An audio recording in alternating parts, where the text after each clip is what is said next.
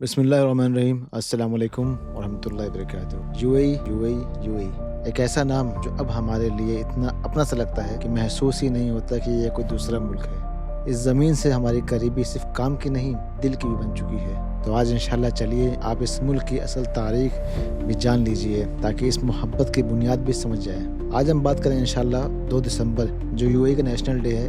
एक ऐसा दिन जो हमें सिखाता है कि बड़े गोल्स ईगो से नहीं, यूनिटी से, सिंसिटी से और एक अच्छी लीडरशिप से बनते हैं। आज यूएई बुलंद मकाम पर है, लेकिन इस मकाम तक पहुंचने के पीछे एक लंबी हिस्टोरिकल जद्दोजहद है, एक जर्नी है और एक अजीम लीडरशिप है।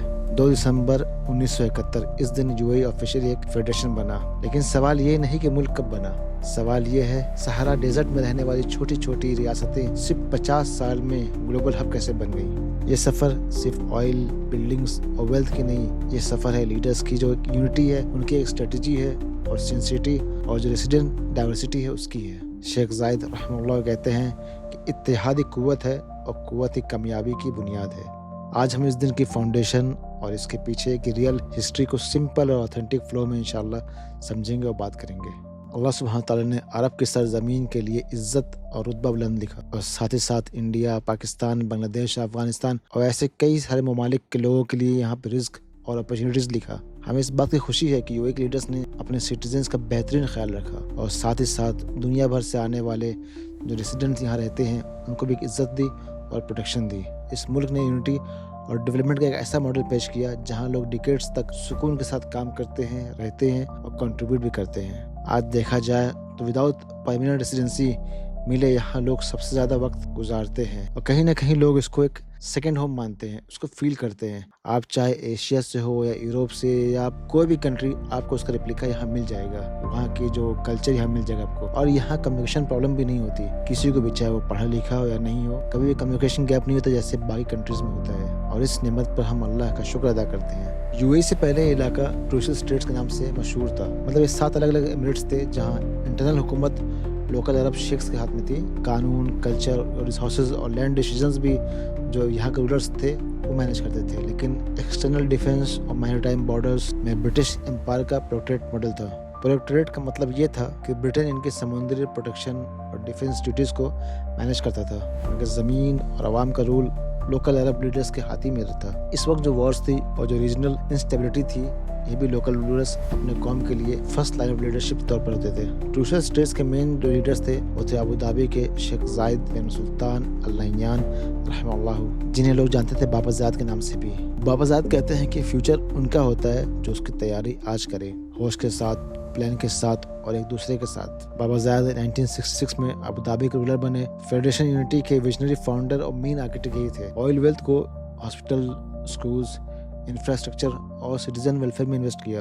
यूनिटी और टॉलरेंस की इन्होंने बुनियाद रखी थी। उसके बाद दुबई के आते हैं शेख राशिद बिन सईद अल मखदूम रहमतुल्लाह। 1958 से 1919 तक का दुबई के रूलर थे। Dubai creek expansion, major ports और ट्रेड रोड मैप के प्लानर थे। फेडरेशन फॉर्मेशन में स्ट्रेटेजिक पार्टनरशिप रोल था इनका। उसके बाद असर खैमा के Sheikh Saqr bin Mohammed al Qasimi रहमतुल्लाह, जिन्होंने 1948 से 2010 तक रूल किया, one of the longest serving rulers in the world. फिर शारजा के शेख खालिद बिन मोहम्मद अल कासिमी रहमतुल्लाह, अजमान के शेख राशिद बिन हुमैद अल नुवैमी रहमतुल्लाह, उमैर कुवैन के शेख अहमद बिन राशिद अल मुअल्ला रहमतुल्लाह, फुजैरा के शेख मोहम्मद बिन हमाद अल शरकी रहमतुल्लाह। ये सब रूलर्स वो लीडर्स थे जिन्होंने अपने कौम को गाइड किया, सिटीजन वेलफेयर अवलियत दी, फेडरेशन के सपोर्ट में एग्रीमेंट्स कबूल किए और इस लैंड को यूनिटी की तरफ ले गए। 1971 में जब ब्रिटेन ने डिसाइड किया कि वो गल्फ से डिफेंस प्रोटेक्टोरेट रोल एंड करेगा, तब लोकल लीडर्स ने रियलाइज़ किया कि इधर हम डिवाइड हो जाए या हम मिलकर एक यूनाइटेड मुल्क बनाएं। शेख जायद और शेख राशिद ने सब रूलर्स को एक टेबल पे इकट्ठा किया और एक आइडिया प्रेजेंट किया। उन्होंने कहा कि अगर हम यूनाइटेड रहेंगे तो अल्लाह इस लैंड को और इज्जत देगा, इस ज़मीन को और इज्जत देगा, और हमारी कौम और मजबूत होगी। इस पर 6 एमिरेट्स ने फेडरेशन साइन किया, और 2 दिसंबर 1971 को यूएई ऑफिशियली एक फेडरेशन मुल्क बन गया। 1972 में असर खैमा ने बाद में ज्वाइन किया, और यूं जाकर 7 एमिरेट्स, एक फ्लैग, एक कॉन्स्टिट्यूशन, एक विजन के पीछे यूनाइटेड हो गया। सिर्फ 50 साल में UAE small world based economy से लेके ग्लोबल हब बन गया। डेजर्ट लाइफ से लेके एक मेगा इंफ्रास्ट्रक्चर नेशन बना, ट्राइबल स्टेट से मॉडर्न सिस्टम बना, लिमिटेड रिसोर्सेज से world class citizen care model बना। یو اے نے صرف 50 سال میں دنیا سے کمپیٹ نہیں کیا بلکہ کئی فیلڈ میں لیڈرشپ بھی لی۔ مختصر میں کچھ اچیومنٹ، دبئی دنیا کا ٹاپ سیفسٹ سٹیز میں شامل ہو چکا ہے۔ ابوظہبی اور دبئی کو کلینسٹ گرین انیشیٹیوز میں ایوارڈ مل چکے ہیں۔ یو اے کا G D P per capita $42,512 ہے، جو اسٹرانگ اکنامی کو ریفلیکٹ کرتا ہے۔ دبئی انٹرنیشنل ایئرپورٹ سب سے بزیسٹ ایئرپورٹ مانا جا چکا ہے۔ جبل علی پورٹ مڈل ایسٹ کا سب سے لارجسٹ پورٹ بن چکا ہے۔ برج خلیفہ دنیا کی ٹالسٹ فری اسٹینڈنگ عمارت کا ریکارڈ رکھتا ہے۔ پام جمیرہ ورلڈ کا موسٹ آئیکونک آرٹیفیشل آئیلینڈز میں شمار ہوتا ہے۔ U A Mars mission Hope probe launch کرنے والا پہلا عرب ملک بن چکا ہے۔ یو اے اے آئی اور اسمارٹ گورنمنٹ سروسز میں ریجنل لیڈر بن چکا ہے۔ یہی نہیں، یو اے مڈل ایسٹ میں سب سے زیادہ ایف ڈی آئی اٹریکٹ کرنے والا ملک میں ہے۔ دبئی کو گلوبل ٹورزم میں اکثر ٹاپ 3 موسٹ وزٹڈ سٹیز میں شمار کیا جاتا ہے۔ یہاں تک کہ یو اے میں جو لٹریسی ریٹ ہے 95% تک پہنچ چکی ہے، جو ریجنل لیول پر بہت زیادہ امپریسو ہے۔ یو اے 2020 کے بعد عرب ورلڈ کا سب سے ایڈوانس اسپیس ایکسپلوریشن پروگرام بنا چکا ہے۔ یو اے میں گورنمنٹ سروسز 90% پلس ڈیجیٹل ہو چکی ہے، جو پیپرلیس گورننس کا بگ ایگزامپل ہے۔ یو اے پاپولیشن میں 200 پلس نیشنلٹیز ہونے کا خود ایک ریکارڈ رکھتا ہے۔ دبئی میں 3000 پلس مسجدیں بھی ہیں، جو ماڈرن سٹی میں اسلامک آئیڈینٹی پرزرو کرنے کا اسٹرانگ ایگزامپل ہے۔ یو اے میں health care infrastructure, you a health care بھی ٹاپ پہ آتا ہے۔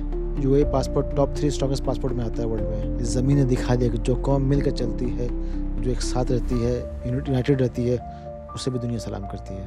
یہاں جیسی ڈائیورسٹی دنیا کے کسی ملک میں نہیں ہے۔ شیخ زائد رحمہ اللہ فرماتے تھے، دولت عمارتوں میں نہیں لوگوں میں ہوتی ہے۔ اور آج یو اے اس بات کی سب سے بڑی مثال ہے، جہاں 200 پلس نیشنلٹیز کا اسکل اور بزنس اس ملک کی طاقت میں شامل ہے۔